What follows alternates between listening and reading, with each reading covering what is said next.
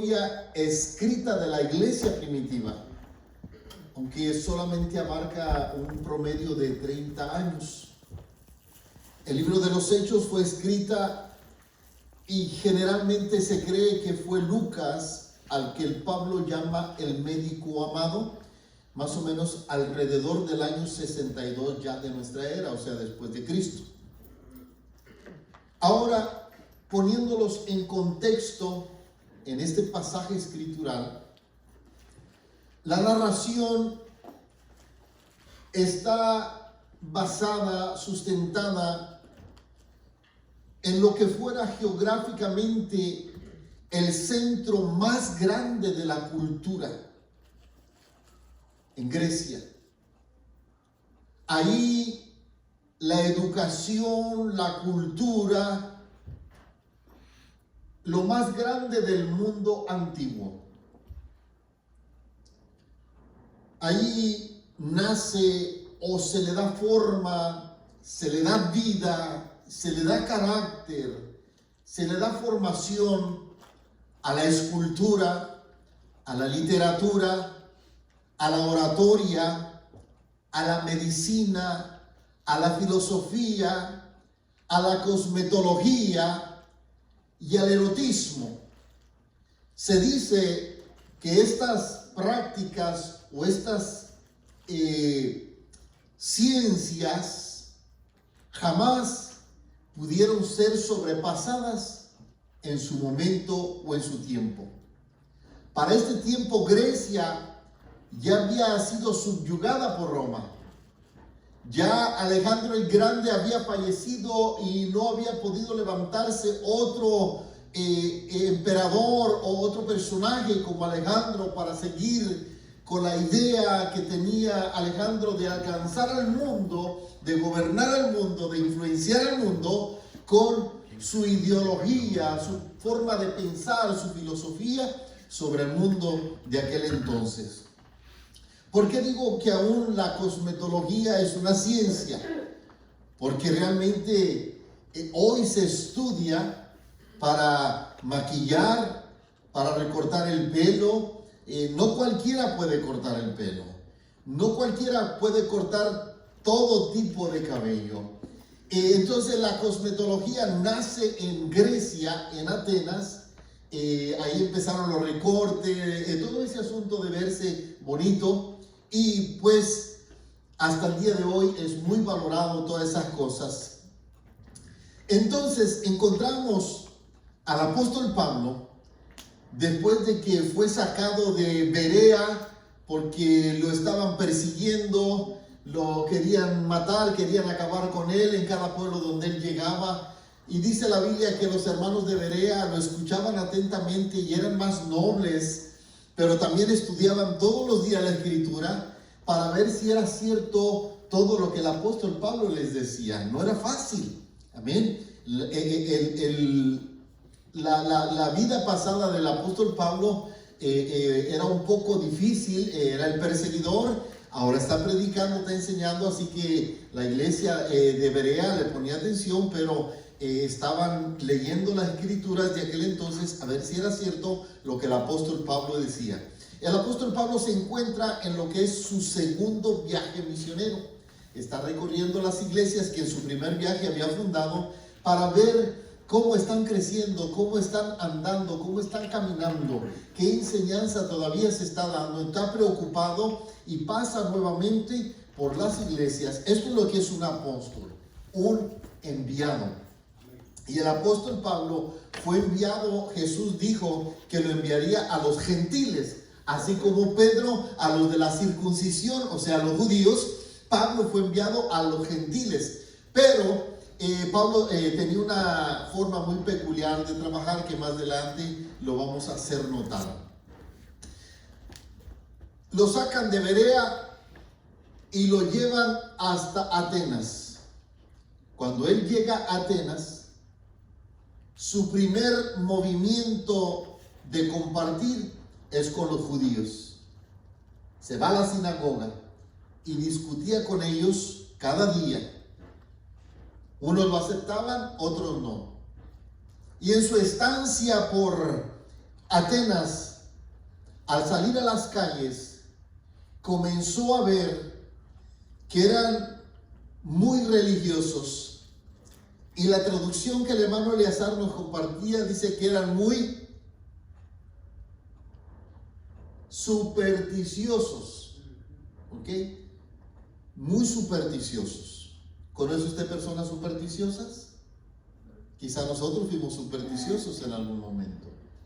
¿Qué es una persona supersticiosa? Una persona que si le atraviesa un gato negro dice que algo malo le va a pasar. Que no puede pasar por abajo de la escalera porque esto. Que no abras el paraguas adentro de la casa porque es mala suerte. Que no le barra los pies, dicen algunos, porque si es mujer dice me caso con un viudo. Pues ya aunque sea hambre, pero cásese. Eso es una superstición. Colgarnos el llaverito con la pata de conejo es superstición, el ojo de venado es superstición, todas esas cosas. Pero aparte de supersticiosos, eran muy religiosos. Tenían, déjenme que esta cosa me está trabajando ahora que no me... Muchas estatuas para muchos dioses. Atenas estaba saturado de dioses. Era una cultura politeísta. ¿Ha escuchado de la mitología griega? Muy mencionada en las escuelas. Cuando uno va le enseñan de la mitología griega. ¿Qué es la mitología? Es un conjunto de mitos de una cultura, un pueblo o una religión. ¿Ha escuchado el término mitos? Eso es un mito, decimos a veces. ¿Qué es un mito? Son narraciones protagonizadas por dioses, héroes o seres fantásticos que explican o dan sentido a determinados hechos o fenómenos. ¿Ha escuchado usted el mito de la Llorona? Es un mito. La mano pachona. Chupacabras. El chupacabras. Son mitos, nadie los vio, nadie los observó, nadie los palpó, son leyendas. Eso es un mito. ¿Qué otro mito usted está relacionado? El pata grande. ¿Perdón? El pata grande. ¿El pata grande? Bigfoot. Ah, el Bigfoot. El Bigfoot, ¿no? Son mitos que la gente a veces los aceptamos sin problema, vaya, sin objetar, sin investigar si es una realidad. Entonces, Atenas está lleno de mitología, lleno de dioses. Hace muchos años, cuando yo era un adolescente, y ustedes más o menos los que son de mi edad en México, ¿se recuerdan cuando vendían el calimán? El calimán estaba muy rodeado de mitología. Ahí fue donde yo empecé a escuchar de esos dioses, Zeus, Poseidón, otras cosas que ahora se me van de la mente, y uno se emocionaba con es el dios del viento, esas cosas, uno se emocionaba escuchando eso, o leyendo más bien esas escrituras. Pero dice que había muchos dioses. Entonces, yo buscando, no quise traer una lista de todos los dioses que ellos tenían, no acabaríamos, pero las deidades más conocidas, más nombradas, que más resaltaban y que todavía se escuchan hasta ahora. Afrodita, la diosa del amor y de la belleza. Apolo, dios del sol y de la profecía. Ares, dios de la guerra injusta. Artemisa, diosa de la luna y la casa. Casa de cazar, no de casa de hogar. Atenea, diosa de la sabiduría y la guerra justa. Dionisio, dios del vino y de la vida. Hefesto, dios herrero del fuego y los metales. Hera, diosa del matrimonio y mujer de Zeus. Zeus era el dios del cielo y soberano del Olimpo. Poseidón, dios de los mares y de los océanos. Hades, Dios del inframundo, o sea, de la muerte, todas esas cosas. Y Hermes, el mensajero de los dioses.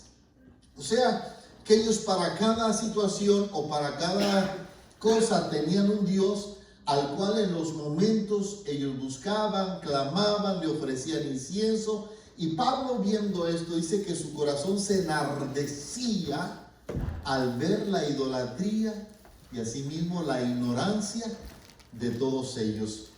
Se dice que los griegos, aunque son muy nombrados y todas esas cosas, su origen, el origen de ellos es campesino, o sea, gente de campo. Entonces esto lo llevó a que su religión conservara siempre el carácter que le dieron en un principio aquellos hombres apegados a la tierra. Dice que los griegos viven entre los innumerables dioses que ellos mismos han esparcido por el mundo. Esos dioses, unos son humildes divinidades de la casa y de los campos, asociadas a la existencia cotidiana. Otros son grandes dioses más lejanos, que suelen manifestarse por ciertos signos, como truenos, relámpagos, sueños, y hasta se mezclan con los hombres. ¿Por qué dice que se mezclan entre los hombres? Ellos se preguntaban, este extranjero que está entre nosotros, este mendigo que está entre nosotros, solían preguntarse, ¿no será un Dios disfrazado? Fíjese hasta dónde llegaba su capacidad de pensar que cualquiera podía ser un Dios. Por eso es considerado como un país, una cultura politeísta, muchos dioses. Nosotros tenemos un solo Dios que nos guarda, nos cuida y nos protege. Y Él, otro de los que nos protegen son sus ángeles. Amén. Sus ángeles que Él manda que nos guarden y nos cuiden. No son los santos difuntos. Déjeme decirle, no son los difuntitos. No son los niños que se murieron que nos guardan y nos protegen y que nos cuidan desde el cielo. El que muere no tiene memoria más de esta tierra. Amén. No, ya no saben nada de nosotros. Por ahí leí un meme un día, dijo que alguien decía, cuando yo me muera, por favor no anden diciendo que los venga a cuidar, yo ya me fui. Y verdad, no, quien nos guarda es Dios y Él envía a sus ángeles que nos guarden, nos cuiden, nos protejan. No se encomiende a su difunto. Por favor, eso es idolatría. No hable con sus difuntos. Eso es pecado delante de Dios. No los invoque. Es pecado delante de Dios. Recordamos la memoria de nuestros seres queridos, pero hasta ahí. Amén. Más de eso se convierte en pecado y a Dios no va con eso. No hablarás con los muertos, ni buscarás nada con los muertos. Se murió, hasta ahí llegó. Amén. Entonces, Pablo se encuentra entre todo esto, parado en medio, él solo en medio de todo aquello. Pero aparte de los dioses, había un montón de filósofos, de pensadores, que se reunían todos los días en el Areópago, en la plaza, a hablar, a presentar sus opiniones, sus pensamientos, y a ver qué nueva plática o enseñanza alguien traía. En cuanto a la filosofía, Grecia ocupó el primer lugar. Fue la tierra natal, escuche, de Sócrates, de Platón, patria adoptiva de Aristóteles, Epicurio y de Zenón. Nosotros escuchamos a estos personajes y pues no nos hace rin, no, nada.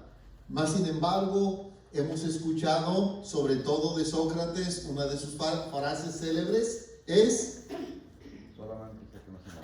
yo solamente sé que no sé nada. El apóstol Pablo dijo, si alguno sabe algo, hágase como que no sabe.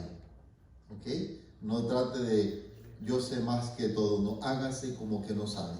Y le tengo una lista de unos pocos de estos filósofos para que nos relacionemos y entendamos un poquito dónde está Pablo en este día, en esta mañana o en esta tarde. ¿Dónde está parado? ¿En medio de qué personajes? Tierra adoptiva de Zenón. Zenón fue especialmente reconocido por su teoría del infinito.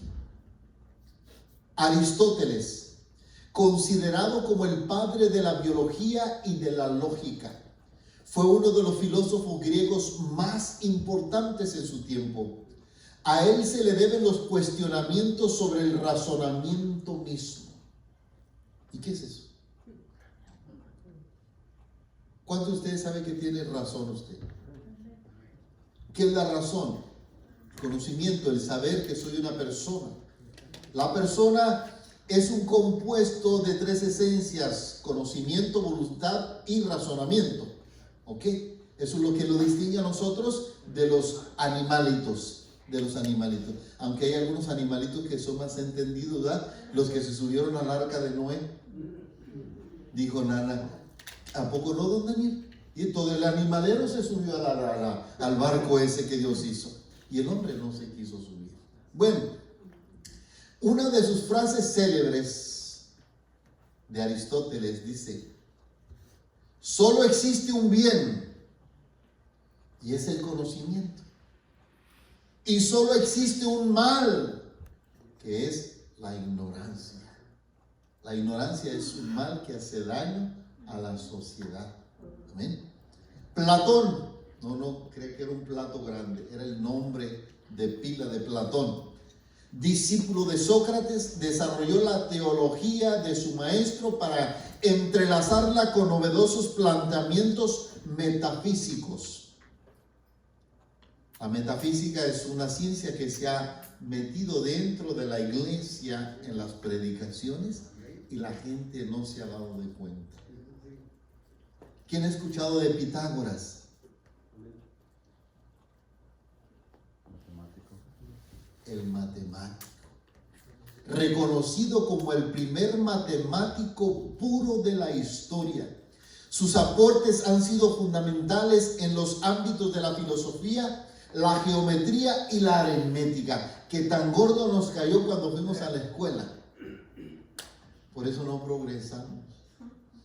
Siempre nos caímos en matemáticas. Bueno, este tipo fue el cerebro de organizar las matemáticas, las medidas, todo lo que tiene que ver, los ángulos, los rectángulos, todo eso. Este hombre fue el padre de las matemáticas. Y el último que tengo es Epicuro. Fue uno de los grandes filósofos de la cultura griega de su época y fundador de la corriente filosófica que lleva su nombre, el epicureísmo, cuya principal característica fue la identificación de la felicidad con el placer, o sea, el hedonismo. Ellos buscaban, este hombre fomentaba en su filosofía que buscaran la felicidad a toda costa, como diera lugar, porque eso era lo que tú necesitabas en esta vida solamente. Y hoy en día escuchamos frases como: si te gusta, hazlo. ¿A quién le importa? Dice por ahí un canto que se escucha, ¿verdad? Si te gusta, si te hace sentir bien, hazlo. Por eso el adulterio, la fornicación, el robo, el vandalismo, todo eso, porque la persona se siente bien haciendo las cosas. Eso es el hedonismo, el placer en su máxima expresión en su carne. Ahí está Pablo, viendo todo aquello, con su corazón enardecido. ¿Cómo dice la expresión que tenías tú, Char? Ya lo moviste, ¿verdad? ¿En qué parte? Dice que Pablo se movía y su corazón se enardecía.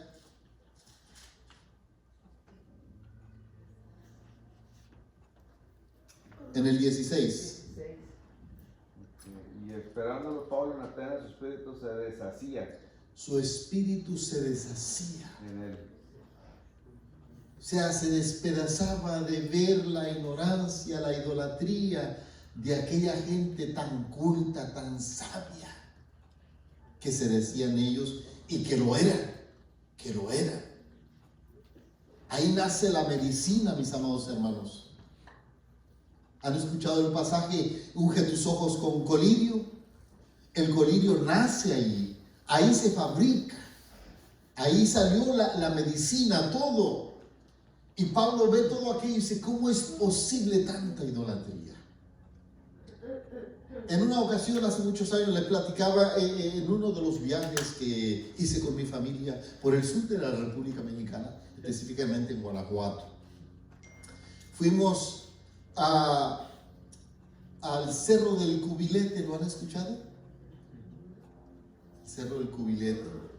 Ahí en ese cerro hay una iglesia tradicional a mero arriba, católica, apostólica, romana. Y la gente sube hasta allá, anda de paseo, pero entra a la iglesia.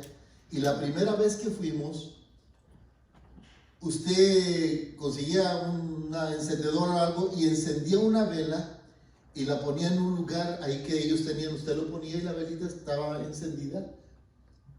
No sé cuánto durará, pero cuando se va la gente, baja el sacristán y las apaga, porque cada encendida costaba una cantidad, una ofrenda que la persona tenía que dar. El segundo año que fuimos, la tecnología invadió ese recinto. ¿Por qué digo tecnología? Porque estaba un altarcito donde había como unos vasitos bajo un vidrio cubierto, pero usted le echaba la moneda como las rocolas de la música, que usted le echaba y seleccionaba una canción. Usted le echaba una moneda y una de las copitas se encendía con luz artificial que parecía lumbre. Ya no tenías que comprar veladoras, ya no tenías que usar cerillo, le echabas el peso y encendía. Y había muchas velas encendidas. Usted ve a las personas durante la Semana Santa, sobre todo la persona que practica el catolicismo romano, y aún los que son solamente por tradición, desde que comienza la Cuaresma. Yo todavía no le entiendo mucho a eso, pero desde que comienza la Cuaresma, creo que comienza con el miércoles de ceniza, ¿sí? Entonces, de ahí la gente se comienza a guardar de no pecar. El no pecar es que el borracho no toma en esos días, el que fuma, el fumador no fuma en esos días, el adúltero no sé, el ratero no sé, pero todo el mundo hace un esfuerzo durante ese periodo para no pecar, para estar en paz y tranquilidad con Dios y todas esas cosas. Usted ve cuando vienen los viacrucis o las marchas de la gente, ¿cómo se llama? Sí, que vienen desde otros pueblos en México para llegar a la catedral, a la Basílica de Guadalupe. ¿Cómo viene la gente caminando, hermano, por días? Con pencas de nopal, que vienen de rodillas, hermano. Es un sacrificio tan grande, se deshacen su rodilla para llegar. Penitencia, gracias, hermano. En esa penitencia, unos vienen a pagar mandas porque le prometieron a la Virgen o al Santo que si le hacía un milagro, ellos iban a venir de rodillas. Y uno ve a la gente, hermano, y de verdad duele ver a la gente en esa ignorancia haciendo esos actos. Porque en primer lugar, el cuadro que está ahí, la imagen no los ve, no siente, no oye. Y como no anda, dice la Biblia en el Salmo 115, la tienen que cargar. Pero esa es su fe, su creencia, y lo hacen con tanta devoción, que a veces digo yo, si nosotros los cristianos hiciéramos la mitad de lo que ellos hacen para Dios. Pero Dios no pide mandas. Simplemente amar, misericordia, hacer justicia, dice la Escritura, es lo que pide. Pero viendo esas cosas, el corazón del apóstol Pablo se deshacía en dolor de ver que no hay necesidad de eso.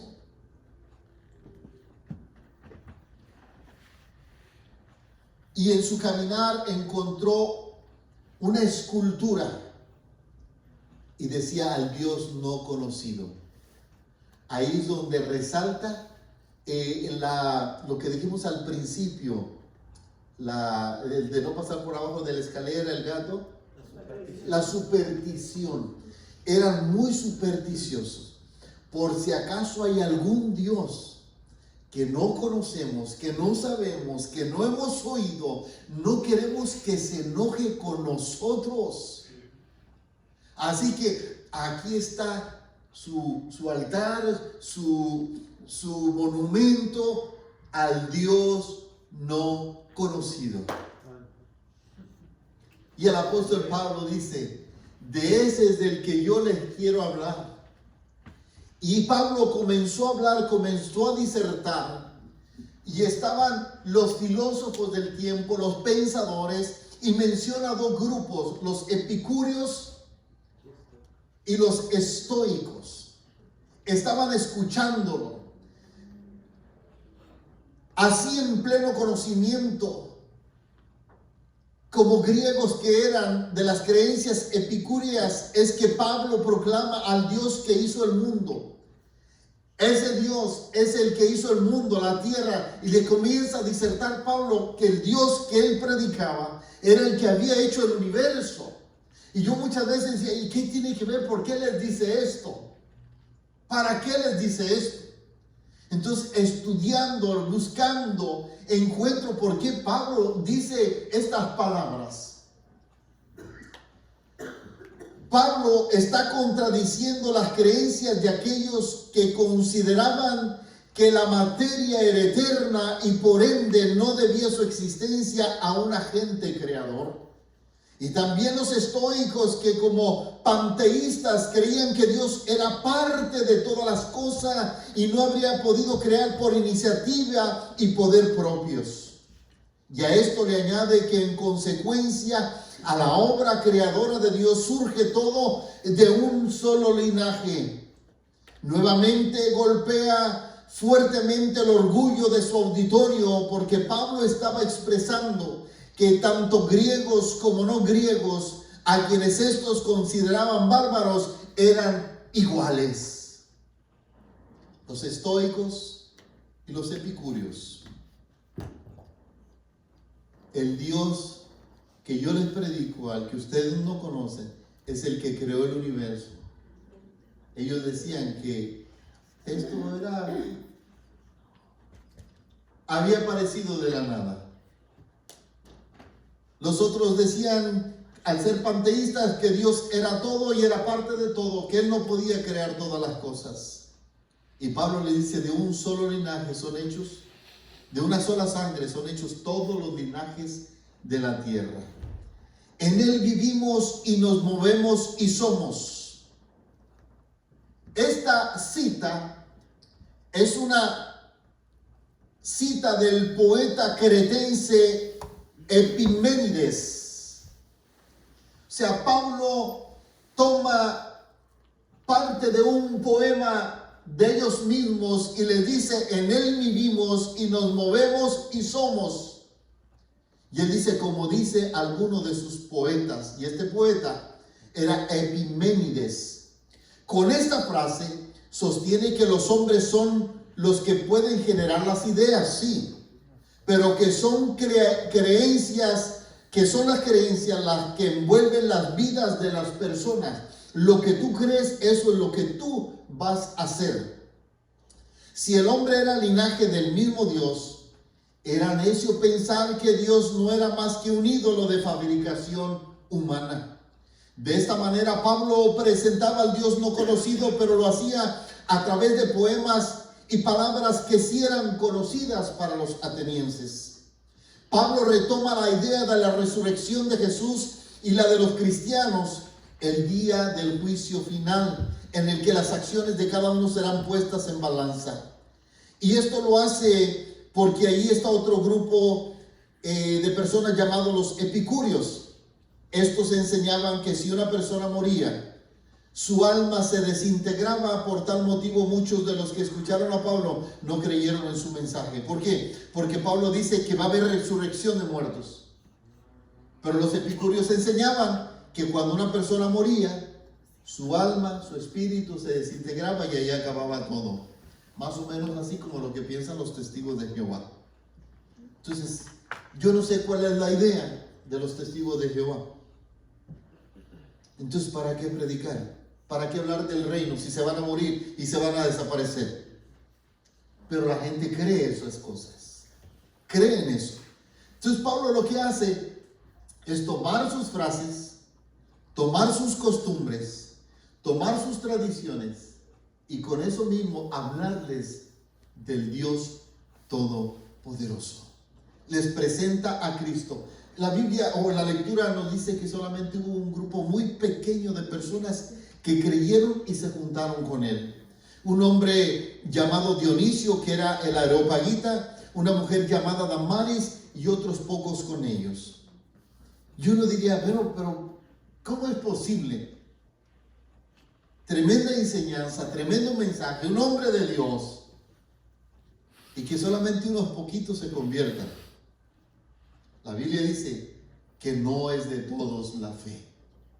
Amén. No es de todos la fe. Aún de los pocos que estamos aquí, no todos realmente son salvos. Están en la iglesia y piensan que van para el cielo porque están en la iglesia, porque se portan bien o porque no hacen esto. La vida cristiana consiste más no en lo que no haces, sino en lo que haces.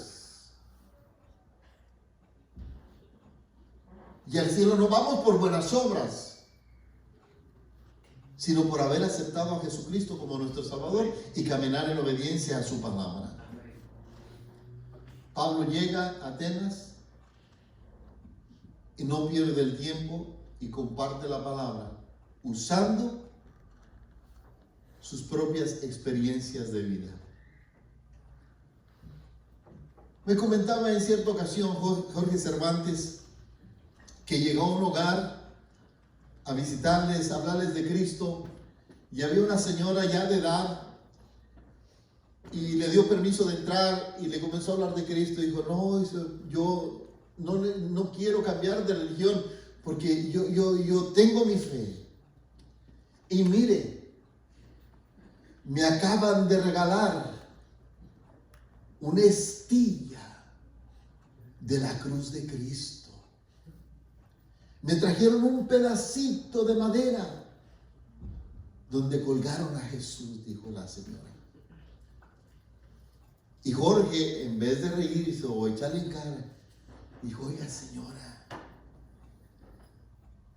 pero ¿por qué en vez de un pedacito, por qué no toda la cruz? Oiga, ¿verdad que sí? Me estoy conformando con muy poquito. Y cuando la vieron bien emocionada, oiga, y le digo algo mejor, ¿por qué conformarse con la cruz? ¿Por qué no mejor agarrar al que murió en la cruz? Y aquella viejita entendió el mensaje. ¿Por qué la gente se conforma con tan poco cuando lo puede tener todo? Muchos años atrás salíamos a visitar, salíamos a evangelizar a los hogares y teníamos la mala costumbre, la mala maña de que si entrábamos y las personas normalmente pues en su creencia tienen imágenes colgadas en la pared. Y es muy común que usted vaya a un hogar mexicano, de gente mexicana.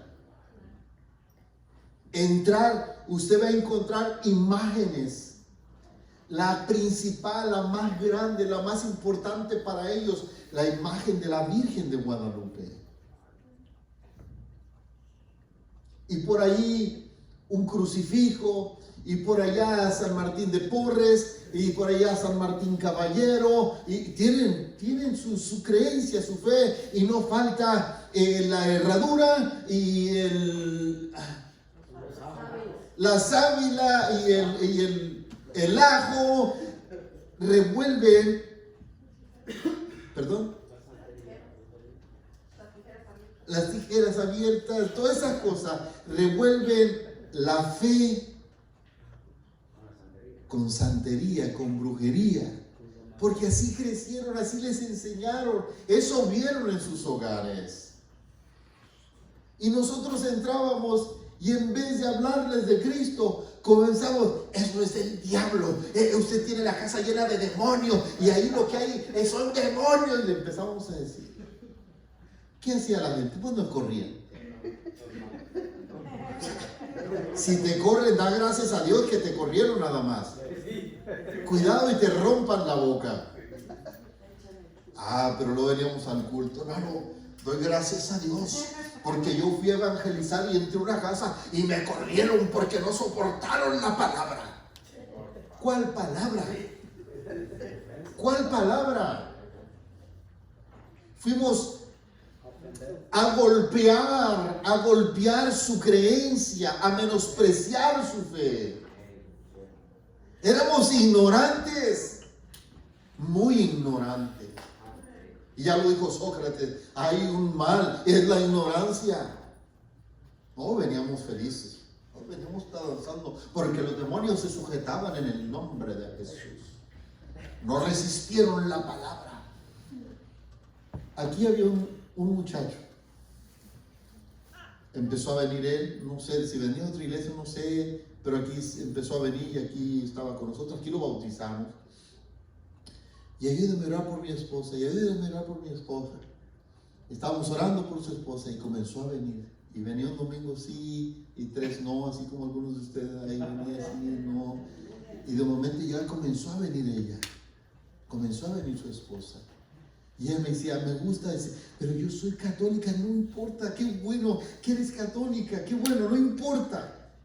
Tú sigue viniendo si puedes, cuando no vayas a tu iglesia, ven con nosotros. Hermano, Dios empezó a tocar a esa mujer. En los cánticos, ella allá atrás llora y llora, los ojos se le aguadaban, lloraba y lloraba. Dios estaba trabajando en su vida. Y un día me dice, quiero que vayan a visitarme a mi casa. Yo necesito hablar con ustedes. Y a mi esposa, vamos a hablar con este matrimonio, con ellos. Ay, que me acuerdo, unas enchiladas que nos dieron. Ay, de allá de Guanajuato ya no me han invitado. Ya nos dieron de comer, nos atendieron. Y cuando estábamos bien llenitos, que hermano, fue triste lo que yo escuché. Y nosotros aquí, yo aquí siempre les recalcaba, no le diga nada, no señale nada, deje su creencia, es su Dios, es lo que ella, déjela tranquila. Hermano, es que desde que mi esposo entra, empieza a decir que aquí hay una pesadez, y que aquí hay una opresión, y que él sentía que se ahogaba, porque tenían sus dioses, y que estaba llena de demonios. Hermano, todos los días de escuchar eso, esta pobre muchacha dijo, yo ya no vuelvo a la iglesia. El trabajo que estaba haciendo el Espíritu Santo en ella, su esposo lo deshizo, lo desbarató, lo arrumbó por el suelo a tal grado que ella dijo, no vuelvo más, y no ha vuelto más. Ella me encuentra en la calle y me saluda, me abraza, me dice pastor, todo, pero no vuelve a la iglesia. Qué ignorancia, qué estupidez tan grande. Y yo toco estos temas aquí y a veces hay personas que se sienten mal, que creen que yo estoy hablando mal de ellos, de su papá, de sus hermanos por su fe. No, estoy hablando de la creencia en sí, lo que enseña Roma, lo que transmite Roma. Cuando la Biblia misma dice en el libro de Éxodo, capítulo 20, no te harás imagen ni ninguna cosa semejante de lo que está en el cielo, ni en la tierra, ni debajo de la tierra, ni te inclinarás, ni los honrarás. Dios aborrece la idolatría. ¿Qué es idolatría? Todo aquello que toma y ocupa el lugar de Dios.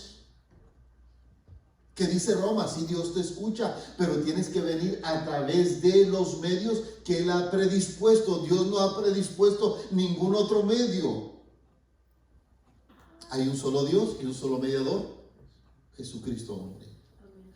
Dice Pedro en el libro de los Hechos, capítulo 4, versículo 12, ¿Por qué hay un solo Dios? No. Porque no hay otro nombre bajo el cielo dado a los hombres en el cual podamos ser salvos. ¿Qué puede hacer un ídolo? Dice Isaías, el hombre del campo sale a caminar con su machete en brazo o en la cintura, y allá encuentra un árbol y lo corta y lo trae a su casa. Corta un pedazo y fabrica un ídolo y se inclina y lo adora, y con el resto del tronco hace fuego, se calienta y hace de comer. Él lo hizo. El hombre hizo el ídolo y ahora se inclina y le pide un favor. ¿Cómo puede ser posible? Pues sí, lo es posible. La mayoría de ustedes eran practicantes y hacían eso. El Salmo 115 describe y dice que los ídolos no oyen, no huelen, no palpan, no miran, no hablan, y como no andan, los tienen que cargar. Mas sin embargo, la gente cree en eso, sigue creyendo hasta el día de hoy. Es más, dentro de la iglesia evangélica hay muchos dioses ya. Hay pastores que se han convertido en los dioses de la iglesia. Cantantes que son los ídolos de la iglesia. Mira, háblale mal de Jesucristo, habla mal de la palabra, pero no hables mal de fulano porque te creas un problema. Se han convertido, hay mucha idolatría dentro de la iglesia evangélica. Entonces, esto sigue existiendo, la gente sigue creyendo. Vemos nuestros pueblos, nuestros ranchos, nuestros ejidos, las comunidades. Cada comunidad, cada pueblo tiene su santo. En Colombia es muy común eso, ¿verdad? Mi santo, el niño de Atocha, es muy fuerte en Colombia, según escucho. Yo veo la Virgen, hay una Virgen que es muy mencionada. Es uno, y la Virgen de no sé qué, del Carmen o... Exactamente. Y se encomiendan a su Virgen, a su santo, a este, al otro. Y vienen las fiestas patronales. Y la gente juntan dinero por familias para hacer un fiestón. Y sacar a su santo a pasear. Qué increíble. Sacar a su santo a pasearlo. Porque él no puede salir de ahí. Es de fierro, es de barro, es de cobre, de palo, de papel, figuras que han sido hechas por hombre. Sí, en la Ciudad de México hay un barrio que se llama Tepito, donde hay gente que se dedica a hacer imágenes de todo tipo para los creyentes del catolicismo romano. Y muchos de esos fabricantes, hermano, muchos de esos fabricantes son ladrones, son mentirosos, son rateros, son borrachos, son adúlteros, son fornicarios, son asesinos, y hacen los dioses para venderlos. Y esto no es nuevo. ¿Recuerdan que Pablo en una ocasión en cierta ciudad, en Éfeso, cuando proclama el mensaje, la gente se fastidió, les dolió y empezaron a gritar por 2 horas: ¡viva Diana de los Efesios! ¡Viva Diana! Y había un hombre que él se ganó para el Señor, que era el que hacía los monitos. Bueno, hay gente que trae su Dios dentro de la cartera, trae su santo, aquí lo trae. Y ahí le piden. Yo no podía salir sin mi escapulario para afuera para que me cuidaran.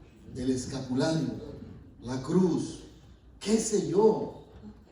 ¿A poco ya se acabó? Santo Dios. ¿No tenían maestro?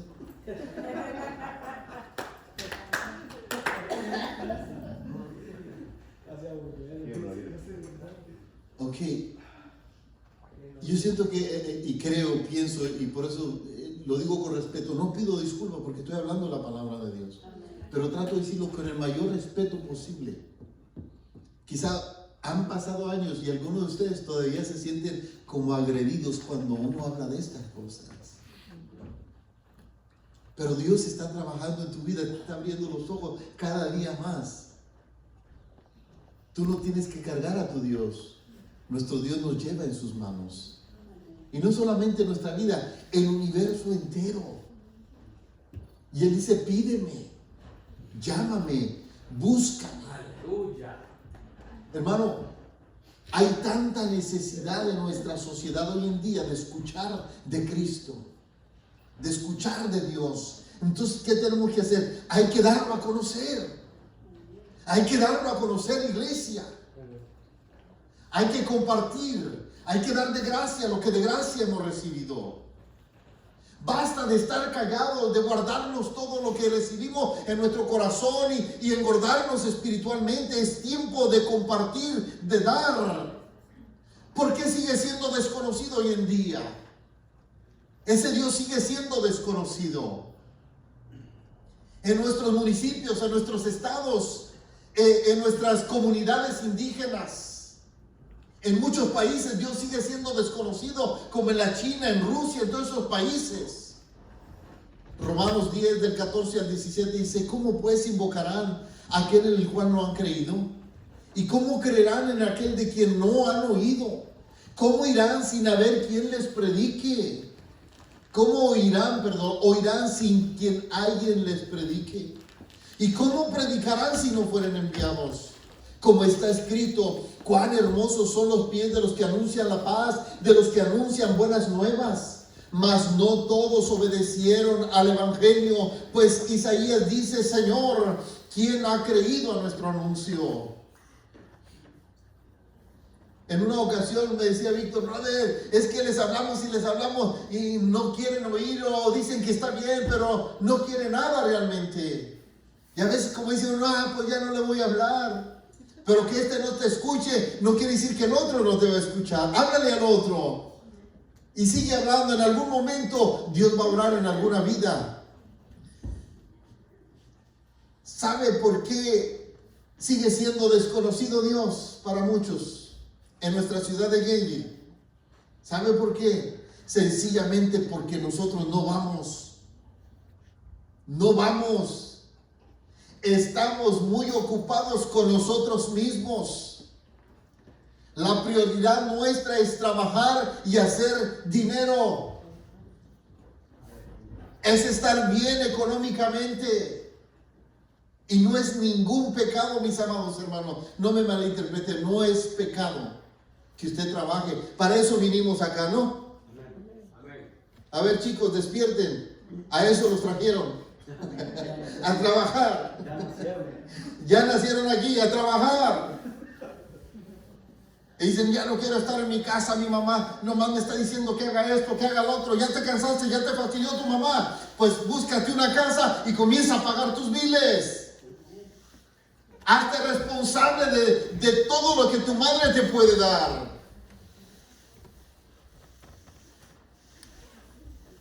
Norman, mi hijo menor, entra como a las 5:30 de la tarde y a veces llega hasta las 6 de la mañana, toda la noche. Llega que no quiere hablar con nadie, fastidiado, enojado. Ya tiene las manos más duras que las mías, brother. Ya lo saludo y ya me da pena saludar a mi hijo. Y lo que tiene son como 6 o 7 meses trabajando. Pero nunca había trabajado como está trabajando ahora. Fuerte que trabaja. Y que ya en la casa donde vivía antes con los amigos, que ya no podían estar allá, que bla, bla, bla, y le dijo a la mamá que si lo podía recibir. Sí, mi hijo, claro que sí, lo recibimos. Pero aquí hay biles que pagar, mi hijo. Y usted tiene que aportar esta cantidad. menos de lo que pagaba antes. Y pues que sí, que no, y que no me alcanzó. ¿Y cómo le alcanzaba antes? Quieren libertad, pero no quieren pagar por la libertad. La libertad no es gratis. Alguien pagó por la libertad. Alguien tiene que pagar por la libertad. Pero bueno, eso es asunto de otra cosa. Estamos muy preocupados y ocupados por nuestras finanzas. Nuestro trabajo nos impide salir, tomar un tiempo para ir a visitar y hablarle a alguien de Jesús. Usted ve a los testigos de Jehová, hermano. A las 7 de la mañana están en el Quick Trip. Andan por las casas. El otro día vi una señora, ya grande la señora, para que usted que piensa que está grande, que no puede salir. La señora batallando, se la lleva así como barquito, pero tocando puertas.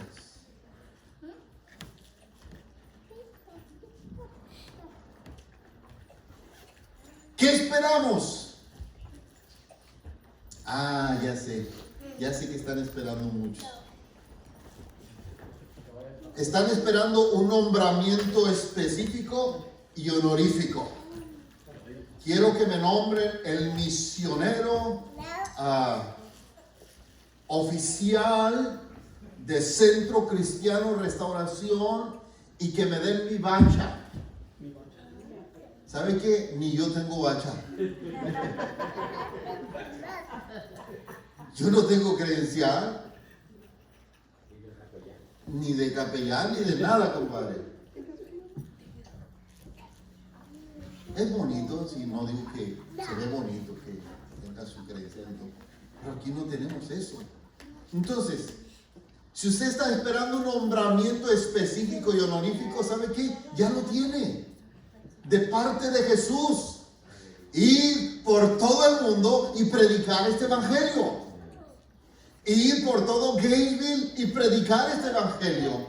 Ir por todo Athens y Cornelia y predicar este evangelio. Ir por todo Jefferson y ¿dónde más? Beaufort y predicar este evangelio. Ir por Lula y predicar este evangelio. Ir por la Walmart y predicar este evangelio. Ir por mi escuela y predicar este evangelio. Ir por mi trabajo y predicar el evangelio. Ya lo tiene. Ah, no, es que el pastor tiene que ir adelante. ¿Quién le dijo? ¿Quién le dijo que el pastor tiene que ir adelante?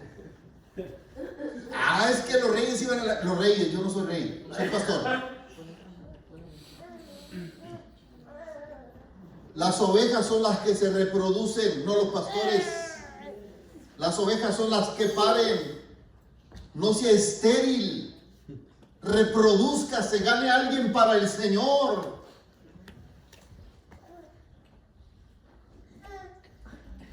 Es que yo no he estudiado teología. Yo estudié y no me sirve de mucho.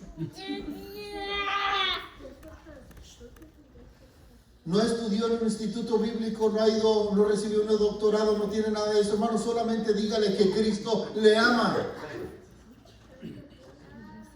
Es que tengo muy mala memoria, no me grabo los textos. Apunte en un papelito.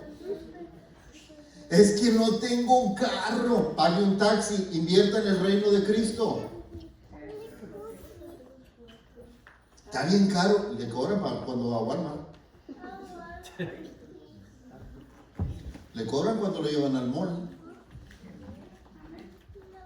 No son gratis, hermano. Es que no puedo salir. Use su teléfono. Ay, él dice, señores, ¿cómo es? Si no puede salir, mire. Use el cuernóforo. Use el teléfono, sáquele provecho. Apague un ratito el WhatsApp. Apague un ratito el Facebook. Apague un ratito el Messenger. Apague un ratito al pajarito. Apague un ratito todas las redes sociales y hable por teléfono a alguien. Tiene primos, tiene tíos, tiene cuñados, tiene suegra, tiene suegro, tiene amigos que no son cristianos. Desde la cueva de su hogar, háblele y dígale, mira, solamente te hablé para decirte que Cristo te ama. No necesita mucha teología para eso. No necesita una hora. Aviva el don que está en ti. Segunda de Timoteo 1 se dice, por lo cual te aconsejo que avives el fuego del don de Dios que está en ti por la imposición de mis manos. Te ruego, te aconsejo que avives el fuego de Dios en tu vida, iglesia. Aviva el fuego. No dice que Dios lo va a avivar. Dice que tú lo avives. ¿Cómo se aviva el fuego? Soplándole, ¿verdad? Cuando usted enciende un carboncito, está que quiere y que no quiere, pero usted le empieza a soplar, y no le sopla muy recio porque no funciona, es despacito. Ay, es que va a salir y lo va a comer al mundo. No. Váyase tranquilo. Suavecito para abajo. Comience a hablar de Cristo. Apocalipsis 2:15. Recuerda por tanto de dónde has caído y arrepiéntete y haz las obras que hiciste al principio. ¿Qué fue lo que usted empezó a hacer cuando se convirtió? Quería predicarle a todo el mundo. Hasta el gato le predicaba. ¿Y ahora? Mugre gato ni se convirtió. Haz las primeras obras. Comience a hacerlo nuevamente. Comience a hablarle a la gente. Comience a compartir de Dios. Hermano, que salgamos todos en grupo no funciona. ¿Por qué? Porque en primer lugar, no todos vienen. Que tengamos un programa de televisión, no podemos pagarlo. Ni de radio. Pero usted puede salir un momento, privarse un momento de estar en su casita y salir al vecindario y hablarles del Señor. Segunda de Reyes 3:8-9. Y como los leprosos llegaron a las primeras estancias, entráronse en una tienda y comieron y bebieron y tomaron de ahí plata y oro y vestido y fueron y escondiéronlo. Y vueltos entraron en otra tienda y de ahí también tomaron y fueron y escondieron. Y dijeron el uno al otro, no hacemos bien. Hoy es día de buena nueva y nosotros callamos. Y si esperamos hasta la luz de la mañana, nos alcanzará la maldad. Vamos pues ahora, entremos y demos la nueva a la casa del rey. Jerusalén había sido sitiada. No podían salir. Y estaban los leprosos afuera de la ciudad, que no podían entrar en la ciudad ni hacer nada. Dice, si vamos al campo de los filisteos o de los enemigos, a lo mejor nos matan. Pero a lo mejor no nos matan. Pues total, casi estamos muertos. Vayamos allá al campo de los enemigos y que Dios haga como quiera. Y cuando llegaron a encontrar el campamento vacío y comenzaron a comer, a hartarse, y agarraron cosas y las fueron a esconder, regresaron, volvieron a agarrar cosas y las volvieron a esconder. Hasta que reaccionaron y dijeron, que cálmense, no estamos haciendo bien las cosas. Nos estamos comiendo todo y nuestros hermanos allá se están muriendo de hambre. El pueblo se está muriendo de hambre espiritual. Y cada día se enreda, se hunde más en la idolatría, en el paganismo, en la maldad. Porque nosotros estamos come y escondiendo lo que Dios nos está dando y no lo estamos compartiendo con nadie. No es bueno que hagamos esto. Es día de buena nueva. Que este sea un año de buenas nuevas, de nosotros compartir, de dar de gracia lo que de gracia hemos recibido. Concluyo. Nuestro mundo ha evolucionado sin duda alguna y puede seguir habiendo muchos filósofos, muchos dioses, muchas religiones. Pero uno sigue siendo el verdadero Dios y el Dios no conocido para millones todavía. Pablo hizo su trabajo en Atenas. Martín Lutero hizo su trabajo en Alemania en el siglo XVII. Y es en ese mismo siglo XVII Juan Wesley hizo lo mismo en Inglaterra. En el siglo XVIII, Charles Spurgeon hizo lo mismo, predicando la palabra. David García, Luis M. Ortiz, José Joaquín, que José Joaquín no es otro más que el hermano Gigi Ávila, hicieron lo mismo en Puerto Rico y alrededor del mundo. ¿Y nosotros qué estamos haciendo, iglesia? Hermanos, hermanas, miembros de Centro Cristiano Restauración, ¿qué estamos haciendo? Es tiempo de levantarnos y hacer algo por las almas perdidas. Que tu corazón se deshaga, que tu corazón se enardezca viendo en el pecado en el que viven y les compartas de la gracia. Tu vecino te está esperando, tu compañero de trabajo te está esperando, tu compañero de clases te está esperando, tu familia te está esperando. Ellos quieren, anhelan y desean escucharte, aunque a veces parece que te rechazan. Ellos quieren escuchar el mensaje que tú tienes. Ponte de pie.